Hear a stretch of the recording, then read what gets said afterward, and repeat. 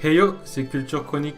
Dans la vidéo d'aujourd'hui, je vais vous montrer comment installer plusieurs systèmes d'exploitation sur une seule carte microSD pour un Raspberry Pi. Donc pour ça, on va se servir de Noobs, qu'on peut trouver dans l'onglet télécharger sur culturechronique.fr. Raspberry Pi. On va cliquer sur télécharger Noobs. Donc on a deux versions, on a Noobs et Noobs Lite. Donc c'est plus ou moins la même chose, sauf que dans Noobs, il y a des systèmes d'exploitation qui sont préchargés. Alors que dans Noobs Lite, il n'y en a aucun. Il faudra télécharger ce qu'on veut installer directement quand on aura installé la carte microSD. Donc moi j'ai téléchargé Noobs Lite pour le tutoriel, mais vous pouvez prendre celui que vous voulez, c'est la même chose, plus ou moins. Donc ensuite, une fois qu'on a fait ça, il faut aussi aller télécharger un utilitaire qui s'appelle SD Card Formatter. Donc dans l'onglet utilitaire, on peut trouver SD Card Formatter, on clique dessus et on peut aller le télécharger. Donc moi je l'ai déjà téléchargé, je ne vais pas le retélécharger, mais je vais vous montrer. Vous descendez, vous choisissez Windows ou Mac, et après vous allez tout en bas, et vous cliquez sur Accept.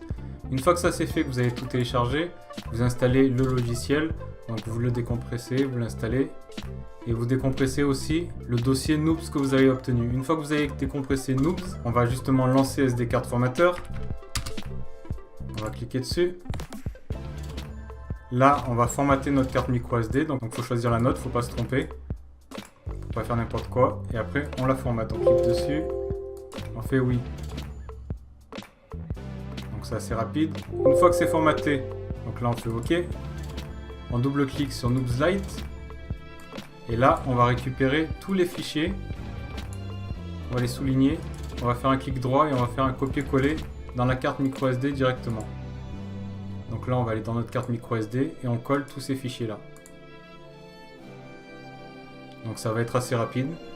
Et une fois que c'est terminé, on n'a plus qu'à récupérer notre carte microSD, l'installer dans le Raspberry Pi et on va tomber directement sur le menu de Noobs. Et donc ça va nous donner un choix de système d'exploitation à installer directement sur le Raspberry Pi. Je vais vous montrer ça. Une fois le Raspberry Pi démarré, donc on va directement arriver sur Noobs. Donc il va y avoir un petit chargement. Si vous êtes connecté par câble Ethernet, il va y avoir directement tous les systèmes d'exploitation disponibles qui vont s'afficher. Par contre, si vous êtes en Wi-Fi, il va falloir cliquer sur Wi-Fi Networks et connecter votre Wi-Fi. En bas, on a le choix de la langue et du clavier, tout en bas. Et donc une fois que ça c'est fait, on peut connecter son Wi-Fi sans problème. Donc ensuite, ce qui reste à faire, c'est de cocher chaque système d'exploitation qui nous intéresse. Donc on met une petite croix à gauche dans les petits carrés. Et ensuite, en haut à gauche, on va cliquer sur Install. Donc ça va installer tous les systèmes d'exploitation que l'on aura choisi. Donc bien sûr, il faut une carte microSD adaptée. Après, une fois que tout sera installé, quand le Raspberry Pi redémarrera, on arrivera sur une interface, enfin sur un menu, où on aura le choix du système d'exploitation qu'on veut lancer. Voilà, c'est pas plus compliqué que ça. Et ça, à chaque redémarrage de Noobs, on aura le droit à ce menu pour choisir son système d'exploitation.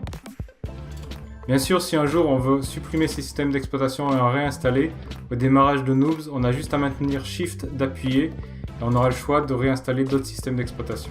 Voilà, j'espère que cette vidéo vous aura plu. Si c'est le cas, n'oubliez pas comme d'hab de vous abonner, de lâcher un gros pouce bleu, me suivre sur Facebook, Twitter et sur culturechronique.fr. Puis je vous souhaite une bonne journée et je vous dis à une prochaine pour une prochaine vidéo. Ciao ciao!